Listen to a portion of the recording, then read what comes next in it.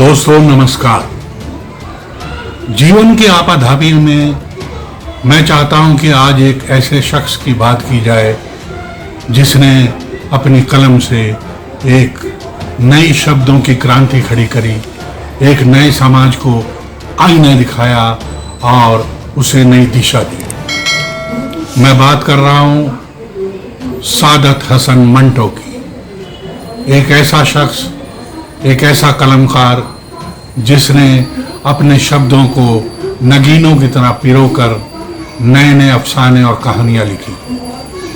11 मई 1912 को पैदा हुए और जो है 18 जनवरी 1955 को जिन्होंने अपना शरीर त्याग दिया वो सादत हसन मंटो, जिन्होंने हिंदुस्तान और पाकिस्तान दोनों ही जगहों पर अपनी कलम का लोहा मनवाया। सादत हसन मंटो कोई एक शख्स नहीं था, एक कलमकार नहीं था, एक अफसाना निगार नहीं था, एक कहानीकार नहीं था। वो एक क्रांति था, विचारों की क्रांति, शब्दों की क्रांति और अपने अफसानों, कहानियों और किस्सों की जो है क्रांति। सादत हसन मंटो ने ऐसी ऐसी कहानियां लिखी कि जिसने समाज को, उसकी पीड़ाओं को सामने रख दिया। उन्होंने जो है बंटवारे की एक ऐसी टीस को हम लोगों के सामने रखा जिससे पूरा समाज जो है वो त्राहिमाम कर गया और उसका नाम था खोल दो। उस कहानी का नाम खोल दो था। उसके अलावा उन्होंने ठंडा गोश्त और नंगी आवाजें, धुआं और इस तरह की कई कहानियां उन्होंने लिखी, जिसमें सबसे बड़ी कहानी उनकी एक मानी जाती है टोबा टेक सिंह। टोबा टेक सिंह पर मैंने काम भी किया था, जिसे किरण बेदी ने, जब वो तिहाड़ जेल की सुपरिटेंडेंट थी तो वहाँ पर कैदियों से नाटक भी करवाया था।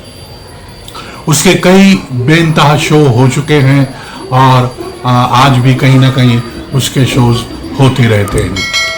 तो टोबा टेक सिंह को उसका तर्जुमा करते हुए, उसको ड्रामेटाइजेशन करते हुए मुझे लगा कि ये इंसानी त्रासदी का सबसे बड़ा दस्तावेज है।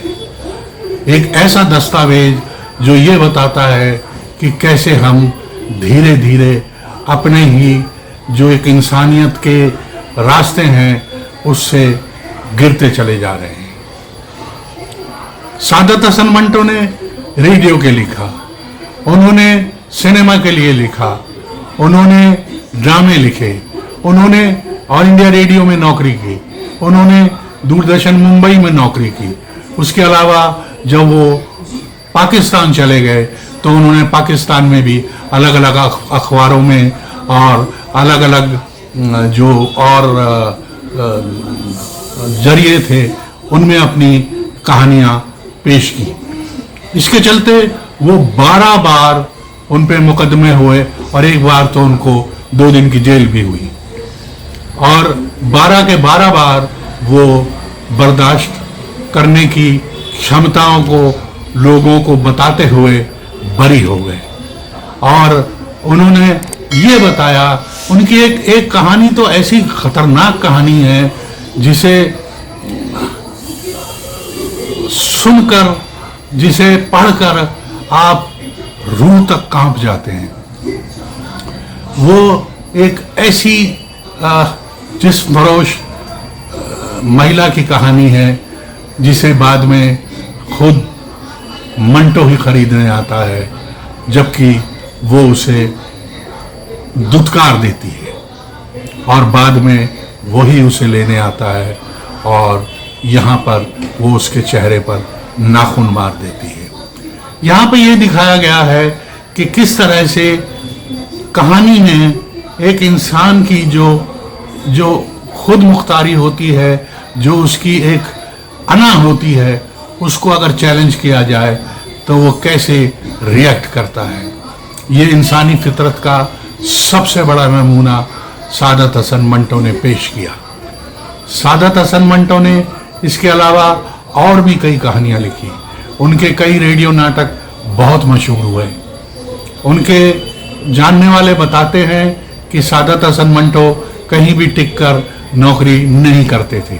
वो कभी किधर कभी किधर कभी किधर चलते रहते थे, और उनके जो हैं किस्से वो ऐसे थे कि जिन पर कोई ना कोई ऑब्जेक्शन होता था और जिसमें वो बदलाव नहीं करते थे, और जिसके चलते उनकी अनबन हो जाती थी और वो नौकरी छोड़ देते थे। उन्होंने पाकिस्तान में एक नई क्रांति की शुरुआत की, एक ऐसे शब्दों की शुरुआत की जिसमें वामपंथी झलक तो आती ही थी, साथ में ये भी आता था कि इंसान अभी तक भी मानसिक रूप से गुलाम है, वो कैसे आज़ाद हो सकता है, वो कैसे नई दुनिया, एक नए सफ़र को अपना सकता है। सादत हसन मंटो एक ऐसा नाम जिसने दुनिया को नया रास्ता दिखाया, एक नई सोच दी, एक नए तरीके की जो है कलम दी, शब्द दिए, अफसाने दिए, कहानियाँ दी, और सबको ये सोचने पर मजबूर किया कि क्या वाकई में हम इंसान कहलाने लायक हैं। आज जो हालात हमारे चल रहे हैं, सादत हसन मंटो की एक कहानी ठंडा गोश्त उस पर बिल्कुल फिट बैठती है। उनकी कहानी तोबा टेक सिंह भी उन पर बिल्कुल फिट बैठती है। वो इस समाज का आईना बनकर आज भी चारों तरफ घूम रही है। तो दोस्तों, सादत हसन मंटो को ज़रूर पढ़िए, सादत हसन मंटो को ज़रूर समझिए, सादत हसन मंटो को ज़रूर थोड़ा बहुत ही सही अपने जीवन में उतारिए।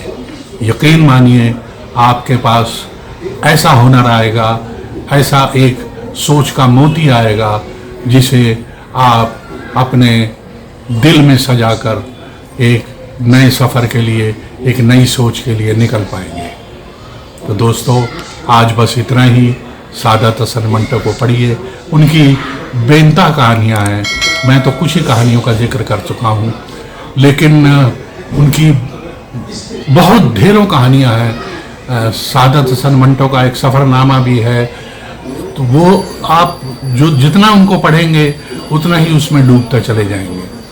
तो आप उस दिन ज़रूर पढ़िए, और इस वीडियो को ज़्यादा से ज़्यादा सब्सक्राइब करिए, शेयर करिए, और बेल आइकॉन ज़रूर दबाइए।